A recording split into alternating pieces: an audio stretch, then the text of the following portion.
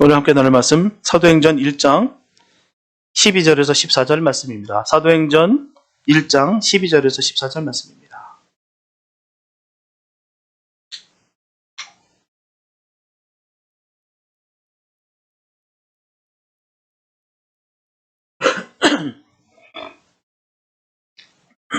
사도행전 1장 12절에서 14절 말씀입니다. 주님의 귀한 말씀 봉독해 올립니다.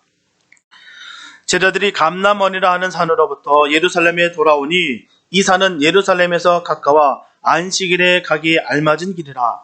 들어가 저희 요한은 다락에 올라가니 베드로, 요한, 야고보, 안드레와 빌립, 도마와 바돌로메, 마테와 및 알파오의 아들 야고보, 셀로신 시몬, 야고보의 아들 유다가 다 거기 있어.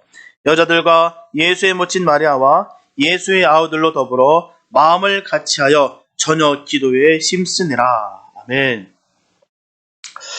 18세기 감리교를 창시한 존 웨슬리는 본래 영국 국교인 성공의 목사였습니다.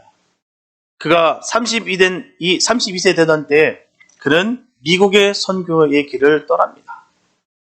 하지만 대서양을 건너던 중에 큰 폭풍우에 휩싸였어요. 통제력을 상실한 승객들은 모두 죽음과 또한 절망의 공포에 완전히 사로잡혔습니다. 빠져버렸어요. 웨슬리라고 예외는 아니었습니다. 그도 죽음의 두려움에 완전히 사로잡혔다는 것이죠. 그런데 그 절체절명의 순간 놀라운 광경을 그가 목격합니다. 배는 폭풍에 휩쓸려 공포와 절망으로 요동치고 있는데 그 몇 명의 청년이 아무 일도 없다는 듯이 태연하게 기도하는 것이었어요.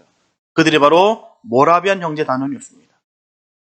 모라비안 형제단이라는 것은 보헤미아, 바로 현재 체코를 말합니다.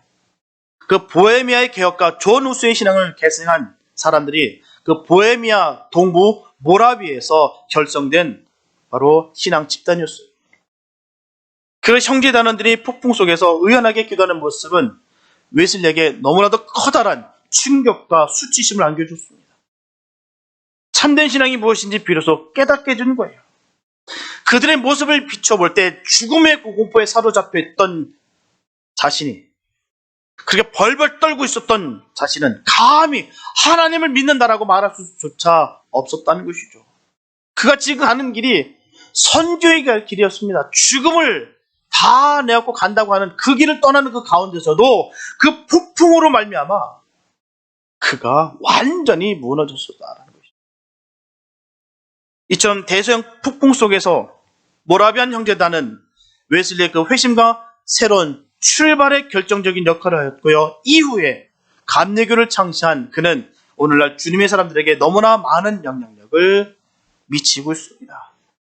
하지만 우리가 깨달아야 되는 것은요, 모든 그리스도인들이 이 존 웨슬리 같은 세계적인 영적 지도자가 될 수는 없다는 거예요. 그러나 위대한 영적 지도자가 될지도 모르는 그 누군가에게 참된 신앙의 본을 보여주는 한 사람의 모라비안 형제단원은 될 수가 있습니다. 분명하게 이런 사례가 예전 과거에만 있었던 일이 아닙니다. 저 지구 반대편에 있는 일이 아니에요. 지금 있는 그곳에서 삶의 모습 가운데 나타나는 것입니다. 예수님의 제자된 바른 삶을 통해서 주님의 선한 영향력이 나타나야 되는 것이죠. 오늘 본문은 예수님의 승천을 지켜본 제자들이 감난산으로부터 예루살렘으로 돌아와 약속하신 성령이 임하시기를 고대하면서 간절히 기도한 사실에 대한 기록입니다. 이제 이런 본문 말씀을 우리가 살펴보면서 주님의 제자된 우리들이 해야 할 삶의 자세에 대해서 우리가 생각해 보도록 하겠습니다. 첫째, 성도의 신앙은 견디는 거예요. 예수님의 승천은 그것을 바라보는 저자들로 하여금 삶의 가장 큰 기쁨과 희열과 가슴 뿌듯한 감동과 즐거움을 느끼게 하였을 것입니다. 내 사랑하는 스승 바로 예수님께서 공중에 들림받아 오르는 그 모습을 봤을 때 어떤 기분이었겠습니까? 과연 그 말씀이 맞았구나. 과연 그분이 나의 성자 하나님 되셨구나. 맞구나. 그 기쁨이 얼마나 컸겠습니까? 육신을 입은 인생으로서 이 땅에 오신 창조주께서 다시금 본래 위치로 돌아가는 그 영광스러운 광경을 보는 것만큼 큰 기쁨은 있을 수가 없었기 때문입니다. 그러나 그 기쁨은 오래가지 못했습니다. 그 영광의 사건이 끝났을 때 그들이 느꼈던 기쁨과 환희와 감동과 감격은 일단의 슬픔과 두려움, 걱정으로 다 변화했어요. 그들은 이제껏 3년 동안 자신들이 열과 성을 다해서 따랐던 바로 스승과 헤어지는 아픔을 겪어야 됐고요. 가슴 벅찬 감동 대신에 이제는 쓸쓸한 어둠을 이제는 맞이해야 됐습니다. 그리고 역사를 뒤바꾸는 능력 대신에 앞으로는 대제사장들과 바리새인들의 그 음모와 흉기에 이제 정면으로 이제 부딪혀야 됩니다. 그렇습니다. 우리의 삶도 이와 같아요. 우리의 삶에는 언제나 기쁨만 있는 것이 아니에요. 늘 기쁨만 있으면 얼마나 좋겠습니까? 결코 기쁨만 있지 않다는 것이죠. 슬픔과 기쁨은 언제나 공존합니다. 즐거운 시절이 찾아왔는가 하면 어느새 슬픔이 딱 다가왔어요. 암흑의 시대에 깜깜한 그런 사면 초과에 있던 상황 속에 있었는가 하면 어느 순간에 새벽이 멀지 않는 그 빛이 확 비치는 서막이 우리의 삶들에 있다는 것이죠. 그럼 우리는 기쁨이 찾아올 때 슬픔의 때를 기억해야 됩니다. 또한 슬픔을 인식하고 살 필요는 없지만 그때를 늘 생각해서 더 겸손하고 조심하고 덕스러워야 될 줄 믿습니다. 기쁨은 항상 죄 범할 기회까지도 늘 몰고 온다는 거예요. 늘 기뻐할 때 언제라도 아픔과 슬픔이 온다는 사실을 반드시 기억하시고 더 경건에 힘써야 될 줄 믿습니다. 그러기 위해서는 우리가 해야 할 일과 포기할 일에 대해 고민을 해야 돼요. 해야 할 일과 포기할 일, 바로 영적인 일과 육적인 일의 구별이 있어야 됩니다. 영적인 일은 반드시 해야 되고 육적인 일은 반드시 포기해야 된다는 바로 그런 고민이 있어야 되는 것입니다. 그리고 반드시 성도는 주님의 일에 우선순위가 있어요. 절대 가치가 바로 주님의 일입니다. 성도에게서 주님의 일의 중요성은 강조하고 또 강조해도 지나치지가 않습니다. 왜요? 주님의 일이기 때문이에요. 성도는 주님의 말씀을 좇아 주님의 일을 감당해야 될 줄 믿습니다. 그러면 십자가에 돌아가시기까지 우리를 섬겨주신 그 주님의 놀라우신 사랑과 영원한 그 생명과 그리고 말씀의 능력을 비로소 자신의 것으로 삼을 수가 있습니다. 하지만 여기서 잊지 말아야 되는 것은 주님의 일 자체에 모든 열정과 집착을 가져서는 안 된다는 것이죠. 분명 주님의 일들은 주님과 주님의 나라를 위해서 하는 것이지 그 일이 자신의 적성에 맞아서 아니면 칭찬의 도구가 되어서는 절대로 안 됩니다. 만약에 주님을 위해서 자신을 희생하라는 그 마음은 전혀 없고 그 자리를 지키기 위해서 하게 된다면 반드시 문제가 생기게 되어 있습니다. 그리고 정욕과 야망과 욕심으로 하는 모든 일들에 대해서는 죄송하지만 절대로 주님은 관심이 없으십니다. 순수하게 주님 사랑하는 마음으로 할 때 주님은 역사하십니다. 우리가 예배 드릴 수 있는 것은요, 많은 교우들의 봉사의 결과입니다. 그냥 들어지는 거 아니에요. 익명의 봉사자들이 있다는 것입니다. 예배 청소, 화장실 청소, 주방 봉사, 교회 행정 등등 각 부서마다 봉사자들이 있습니다. 그래서 예배가 진행되는 거예요. 그냥 되는 것이 아닙니다. 그분들이 그 봉사를 매주 기꺼이 반복하는 것은요, 왜일까요? 그것이 자신들의 신앙의 유익함을 이미 경험을 통해서 알고 있기 때문에 하는 거예요. 이런 관점에서 주일 예배 참석한 성도들이 어떤 형태의 봉사든 봉사 현장에 참여한다는 것은 성도의 신앙생활에 더없이 중요하고도 너무도 유익한 일입니다. 주님의 나라를 위해서 봉사하면 몸은 피곤한데 영이 살아요. 반면에 주님의 나라를 위해 봉사하지 않으면 몸은 편한데 믿음은 점점 식어집니다. 그래서 주님의 일은요, 자신을 위한 것입니다. 그 주님의 일을 통해서 상급이 있다는 거예요. 주님께서 분명히 말씀하셨습니다. 상급을 말씀하셨어요. 그렇기 때문에 반드시 상급이 있습니다. 그 주님의 일을 통해서 그 놀라운 은혜와 감사가 있다는 거예요. 그 은혜를 누리시기 바랍니다. 맛본 사람만이 아는 거예요. 이 일을 통해서 주님 기뻐하실 생각하면 정말 절로 그 감사가 튀어나오고 은혜가 완전 사무치는 그 은혜가 얼마나 큰지 그 은혜가 있게 되시길 축복합니다. 그냥 얻어지는 것이 아니에요. 우리가 분명 알아야 될 것은 주님은 전지전능하신 분이십니다. 전지전능하신 분이세요. 교회는 주님께서 하는 것이기 때문에 내가 하지 않으면 다른 누구를 통해서라도 교회는 움직이게 됩니다. 내가 없으면 안 될 것이라는 생각 버려야 됩니다. 목사님 저도 없어도 교회는 돌아가게 됐어요. 하나님께서 하십니다.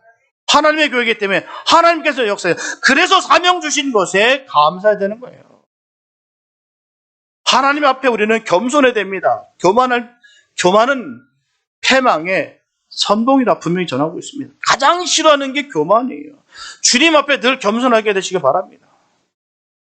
하지만 분명한 것은요, 주님의 일들을 하게 되면 반드시 시험이 오게 된다는 것입니다. 틀림이 없어요. 주님의 일을 하게 되면 반드시 시험이 있습니다. 장소와 상황과 형편 중요치 않습니다. 반드시 오게 되어 있습니다. 시험이 없다라는 것 기대하지 마세요. 반드시 시험이 옵니다. 그래서 우리는 이미 시험을 각오하고 주님의 일들을 해야 되는 거예요. 비록 어느 누가 알아주지 않는다 할지라도, 때로는 그를 인하여 어려움을 당한다 할지라도 주님 바라보시면서 감당해야 될 줄 믿습니다. 주님의 일이에요. 나의 일이에요. 사적인 일이 아닙니다. 주님의 일이기 때문에 반드시 시험은 오게 돼 있고 반드시 어려움은 오게 돼 있다는 사실입니다. 그러나 반드시 주님께서 역사하신다는 것입니다.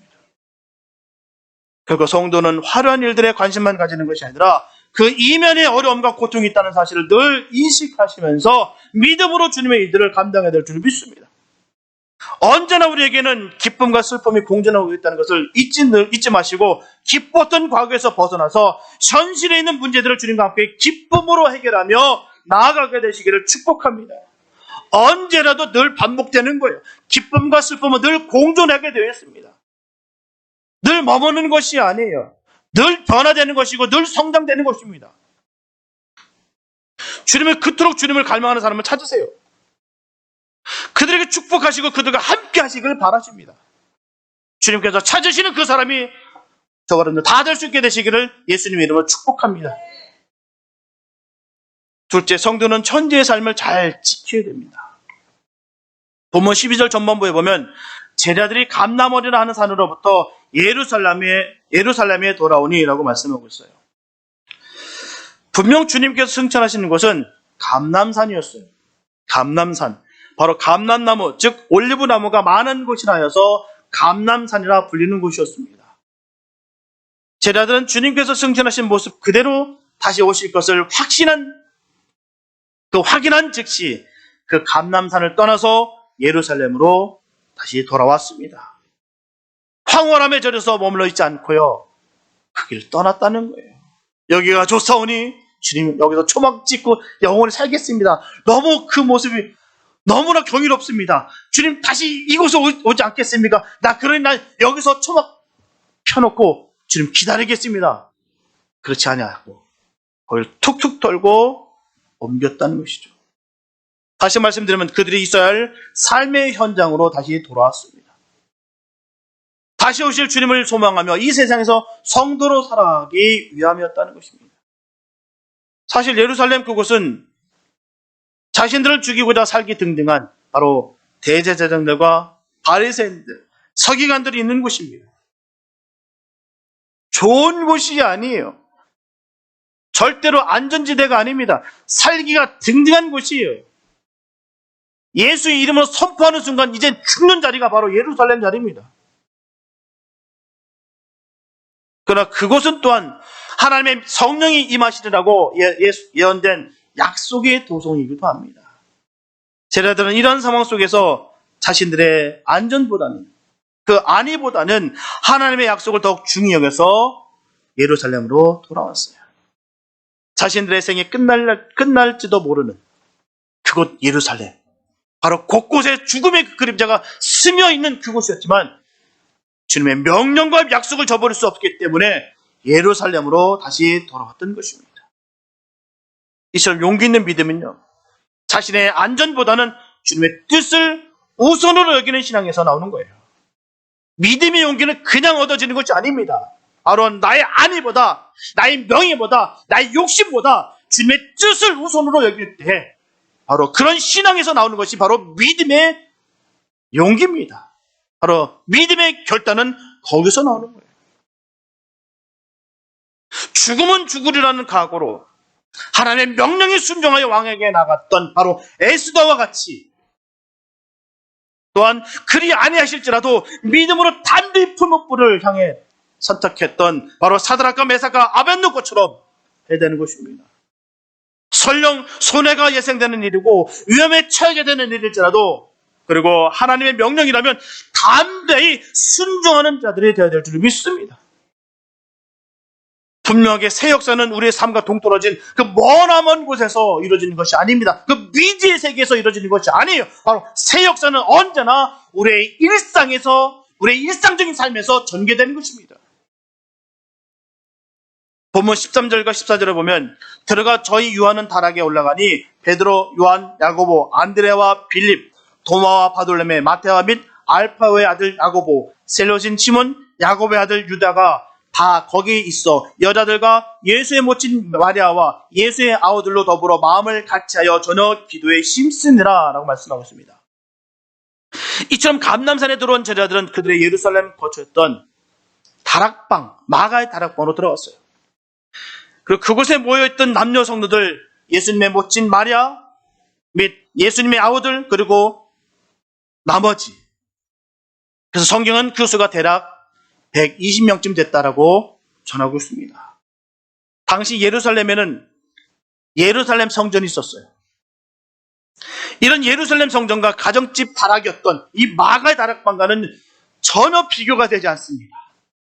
그 규모와 그 시스템과 그 모든 것들이요, 전혀 예루살렘 성전과 마가 다락방은 비교가 되지 않아요.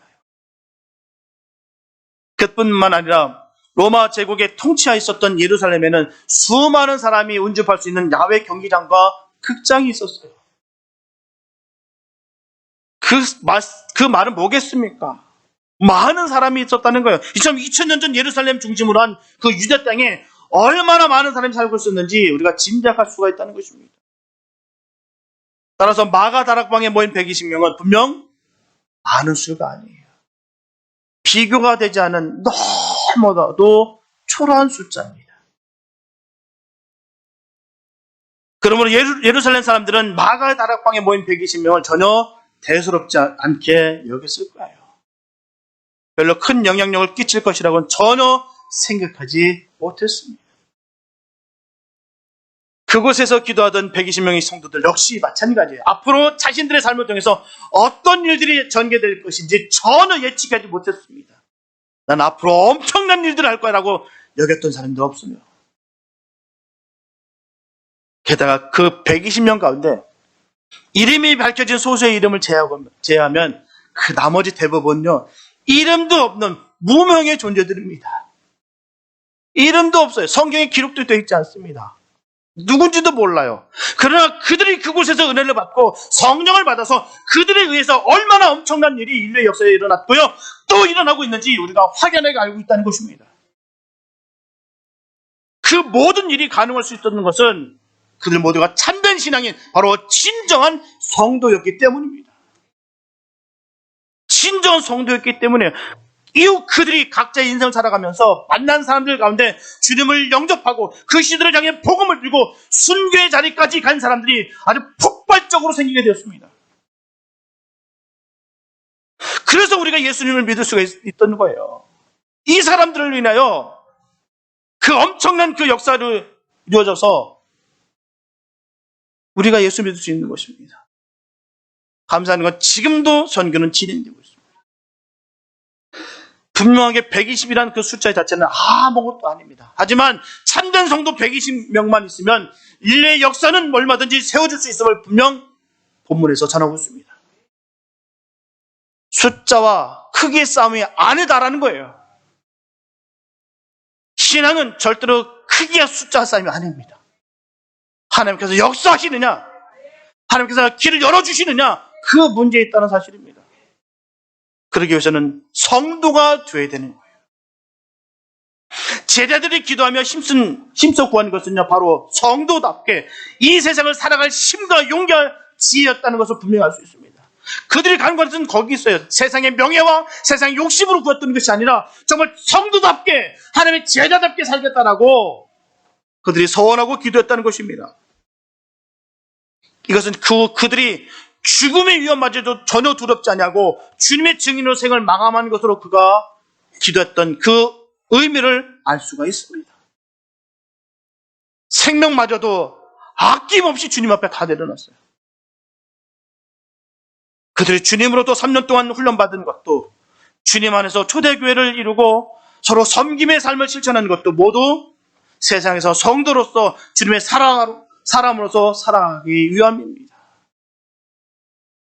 사도행전은 결코 그리스도 내 교회 생활과 교회 봉사에 관한 역사책이 아니에요. 교회에 시작된 성도의 삶이 세상으로 이루어질 때 그들을 도구 삼아 주님께서 세상을 새롭게 하셨다는 바로 생명의 증언록입니다. 오늘 우리 시대 역시 마찬가지예요. 예배당 안에 갇혀있는 사람이 아니라 예배당 밖 세상에서 성도답게 살아가는 사람을 주님은 필요로 하십니다. 그 사람이 바로 저와 여러분 됐으면 참 좋겠어요. 그런 사람은 통해서만 세상을 새롭게 하실 수 있기 때문입니다. 하나님과 합한 자가 세상에 나가 주님의 일들을 감당할 수 있는 것이에요. 예배당과 달리 온갖 유혹과 욕망의 법칙이 남아있는 세상에는요, 성도답게 살아간다는 것은 결코 쉬운 일이 아닙니다. 얼마나 많은 유혹들이 있는데요. 얼마나 많은 사람들이 큰 퇴로로 큰 길로 가고 있는데요.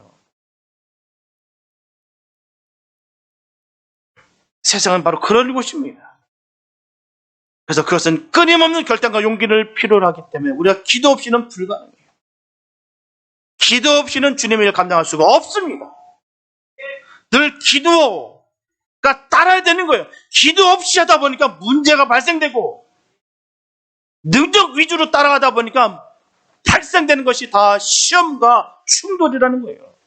기도로 하나가 돼서 주님의 일들을 감당해야 되는데 세상의 지식과 지혜로 하다 보니 거기서 문제가 발생되는 거예요. 기도만이 세상에서 성도답게 살아갈 수 있는 힘과 용기가 그리고 지혜의 원천이 됩니다. 기도예요. 다른 방법이 없습니다.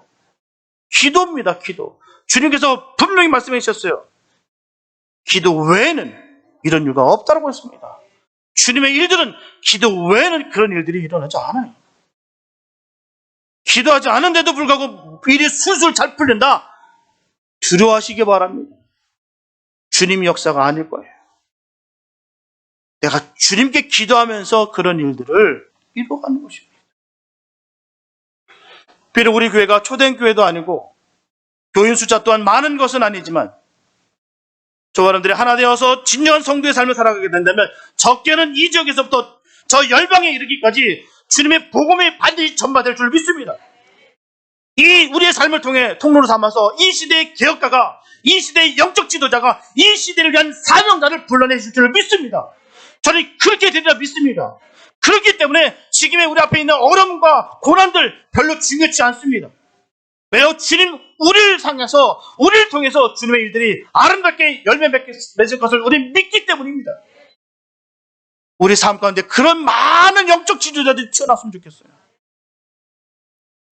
그래서 저분들이 성도의 바른 삶의 모습을 전해서 그런 귀한 주님의 역사가 온전히 이루어지게 되시기를 예수님의 이름으로 축복합니다. 셋째, 성도는 마음을 같이하여 전혀 기도에 힘써야 됩니다. 본문 14절 후반부에 보게 되면 더불어 마음을 같이하여 전혀 기도에 힘쓰니라 라고 말씀하고 있어요. 이렇게 삶의 현장으로 돌아온 제자들이 가장 먼저 한 일이 뭡니까? 기도입니다. 그 어떤 것도 아닌 바로 기도였어요. 그들은 기도하는데 모두 하나가 되었습니다. 하나님의 역사는 하나가 되는 곳에서 일어납니다. 그래서 사단은 끊임없이 방해합니다.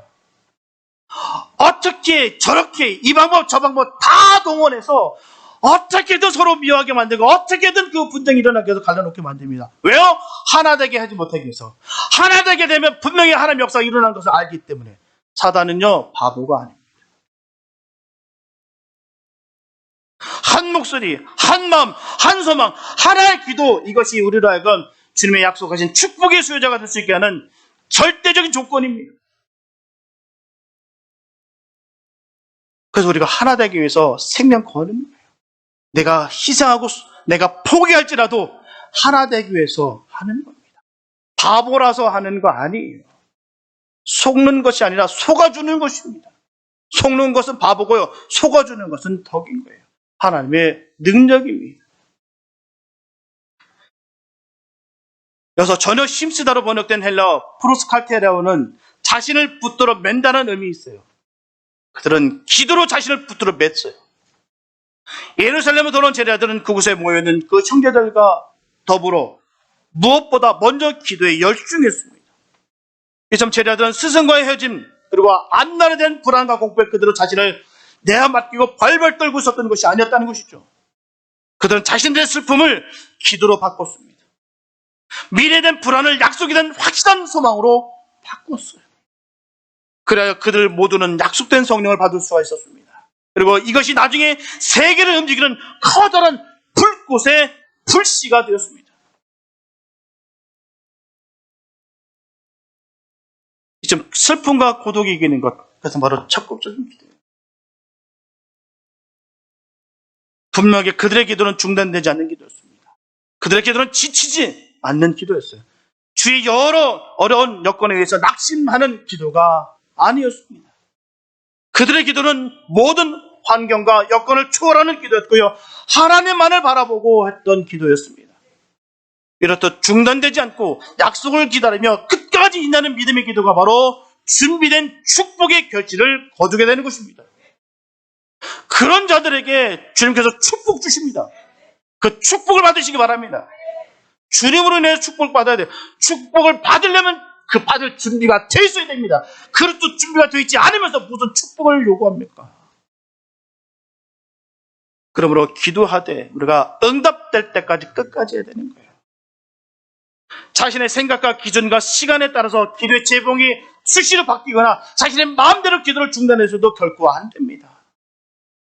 요한복음 21장 18절에 보면 내가 진실로 진실로 네게 이르노니 젊어서는 네가 스스로 띠띠우고 원하는 곳으로 다녔거니와 늙어서는 내 팔을 벌리리니 남이 내게 띠띠우고 원치 않은 곳으로 데려가리라. 분명하게 사람은 누구나 스스로 띠띠우고 자기 원하는 곳을 다니고 원하는 것을 행하려 합니다. 자기 소견대로 살기를 원해요. 자기 마음 내키는 대로 그렇게 살기를 원합니다. 그러나 나이가 많고 적음에 상관없이 누구든 자기 인생을 돌아가 보면요, 자기 자신이 계획한 대로 스스로 행한 일은 거의 없고요, 모두 자신의 의도와 상관없이 되어진 일들이 수없이 많음을 알게 됩니다. 정말 주님께서 이루셨구나, 주님께서 함께 하셨구나, 주님께서 세워주셨구나 되돌아볼 때 얼마나 많은지 몰라요. 그 순간은 죽을 것 같았었는데 그 고비를 넘기는 순간 그 모든 것이 다 주님께서 이루셨다는 것을 깨닫게 되고 주님께서 나와 함께 하신 것을 깨닫게 되는 사실입니다.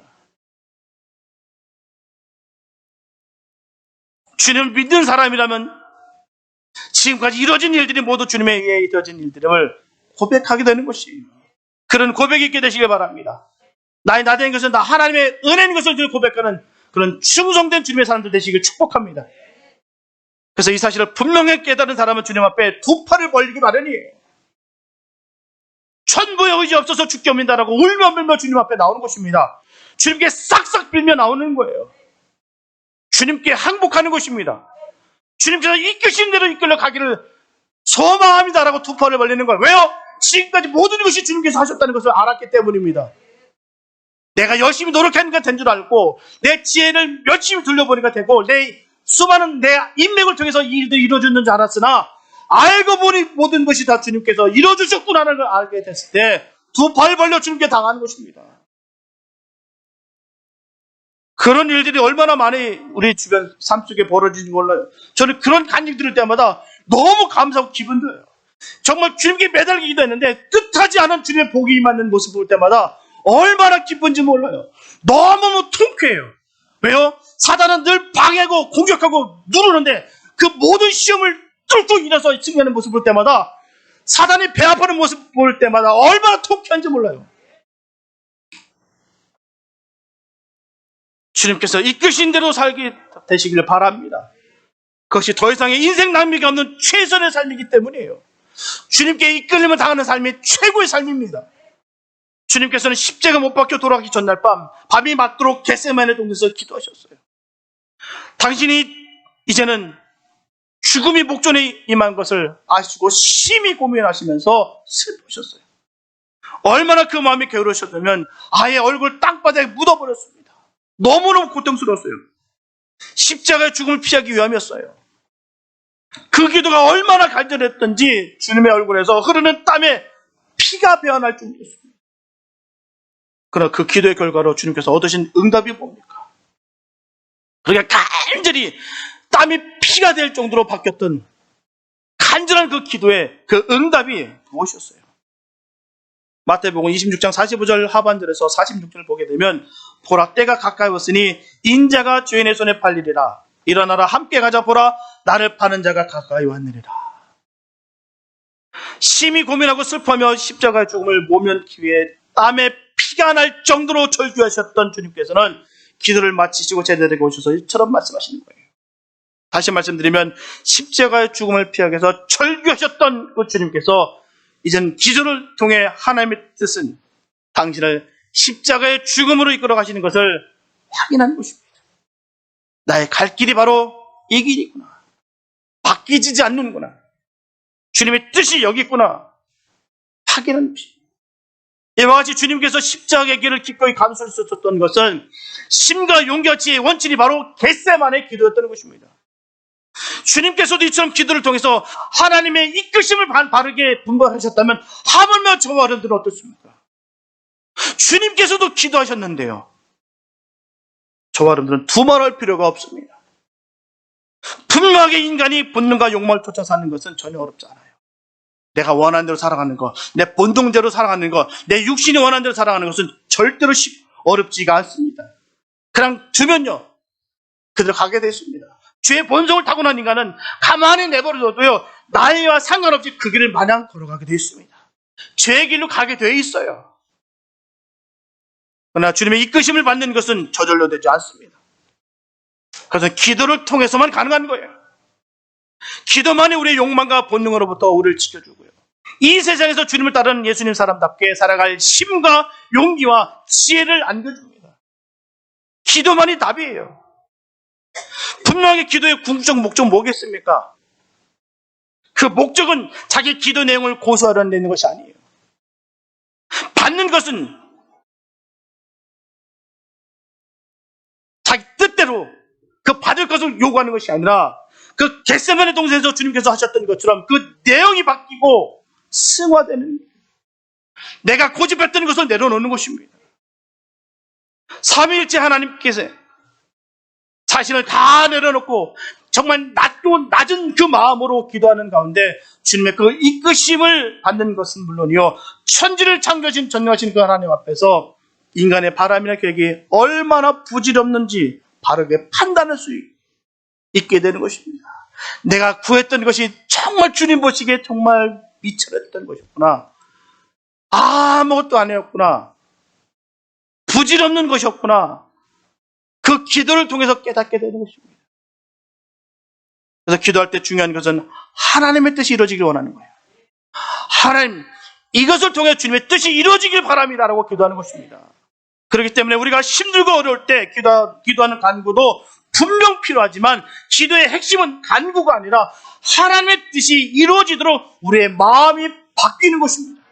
주님의 뜻으로 바뀌는 것입니다.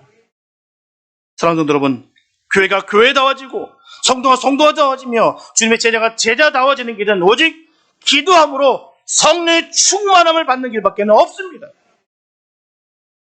노력해서 되는 거 아니에요. 공부해서 되는 것이 아닙니다. 기도함으로 말미암아 성령 충만함으로 그렇게 되는 거예요. 이제부터 저와 여러분들은 살아가는 동안 오로지 한 마음으로 기도의 심쓰심으로 말미암아 성령의 충만함을 힘입어서 제자다운 제자되며 기도의 응답의 은혜와 축복 가운데 살아가는 저와 여러분들 다 될 수 있게 되시기를 예수님으로 축복합니다. 제자 되어야 돼요. 성도 되어야 됩니다. 그 기도의 응답을 그 주님의 은혜 가운데 받게 되시길 축복합니다. 기도할 이유가 뭐가 있어요? 명확한 응답 받기 위한 거 아니겠습니까? 그 응답이 바로 어디서부터 나와야 되는 거예요? 바로 주님으로 인해서 얻어지는 것입니다. 그 주님께서 주신 그 응답이 있게 되시길 축복합니다. 하나님은 교회를 영광스럽게 하고 택하신 백성을 구하신 일에 기도하는 사람들만을 사용하실 것입니다. 아무나 사용하시는 거 아니에요. 주님께서 택하신 백성, 하나님 영광을 위해서 애쓰고 힘쓰는 그 기도하는 사람을 주님께서 선택하시고 사용하신다는 거예요. 기도하는 성도, 기도하는 교회가 되어야 될 줄 믿습니다. 하나님께서 우리를 사용해 주시기를, 우리에게 성령의 충만함을 허락하시기를, 우리를 들어 이 지역의 복음화를 위해 사용해 주시기를 그렇게 간절히 바라시기 바랍니다. 힘들고 어려워도 저 높은 곳을 향해 가는 순례자로서 믿음을 지키고 빛되고 소금된 제대된 삶을 잘 살아서 주님의 일을 잘 감당하여 훗날 주님께 잘하였도다, 착하고 충성된 종아라고 칭찬을 받는 예수님의 사람들이 되시기를 예수님의 이름으로 축원합니다. 기도합니다. 하나님 감사합니다. 아버지, 나의 나 된 것은 다 주님의 은혜인 것을 믿습니다. 하나님, 나의 지식과 지혜로 내가 다 된 것을 여기며 그렇게 어리석게 사는 적이 얼마나 많은지 모릅니다. 분명한 사실은 주님은 전지전능하십니다. 주님께서 하시면 그 일은 되게 되어 있습니다. 하나님, 그 일 가운데 우리를 사용해 주시니 감사합니다. 하나님, 이 모든 것이 다 주님의 은혜인 것을 기억하며 어떤 시험과 환난과 핍박이 온다 할지라도 하나님 능히 주님과 함께 이겨 주의 성도된 삶을 살아가게 도와주시옵시고 주의 영광 돌리는 복된 삶이 될 수 있도록 은혜 베풀어 주시옵소서. 결코 시험과 어려움을 결코 두려워하지 않게 도와주시고 담대하게 하나님 승리할 것을 믿어 믿음에 결단할 수 있는 우리 모두가 되게 역사하여 주시옵소서.